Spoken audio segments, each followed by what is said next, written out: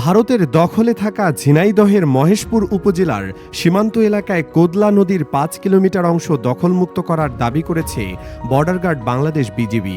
এতে স্থানীয়রা আনন্দের জোয়ারে মেতেছেন। জানা গেছে, নদীর ওই অংশ বাংলাদেশি ভূখণ্ডের ভেতরে হলেও এতদিন ভারতীয় সীমান্তরক্ষী বাহিনী বিএসএফ দখল করে রাখায় বাংলাদেশিরা প্রবেশ করতে পারতেন না। বাংলাদেশি জেলেরা মাছ ধরতে নামলেও বাধা দিত বিএসএফ।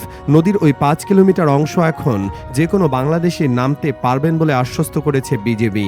গত ৬ জানুয়ারি সোমবার সন্ধ্যায় মহেশপুর ৫৮ বিজিবির এক সংবাদ বিজ্ঞপ্তিতে এ তথ্য জানানো হয়। তবে পরদিন মঙ্গলবার ভারতের গণমাধ্যমে প্রকাশিত সংবাদে বলা হয়েছে, এমন কোনো ঘটনা ঘটেনি। বিএসএফের বরাত দিয়ে তারা বিজিবির দাবি নাকচ করে দিয়েছে। পিটিআই, আনন্দবাজার পত্রিকা সহ বেশ কয়েকটি ভারতীয় গণমাধ্যম এই সংবাদ প্রচার করেছে।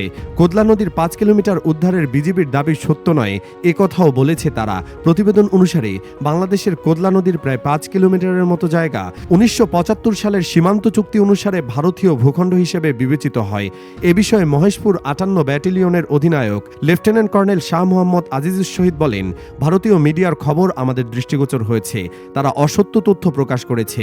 বিজিবি যে সংবাদ ব্রিফিং করেছে তার বিষয়ে বিএসএফ ব্যাটালিয়ন কমান্ডার অথবা কোম্পানি কমান্ডারের পক্ষ থেকে কোনো লিখিত অথবা মৌখিক আপত্তি এখনও বিজিবি পায়নি বলেও মন্তব্য করেন তিনি।